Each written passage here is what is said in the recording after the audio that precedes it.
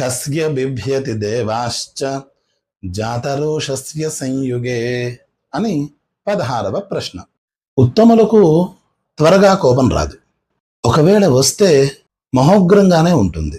వాళ్ళు యుద్ధాన్ని కోరుకోరు.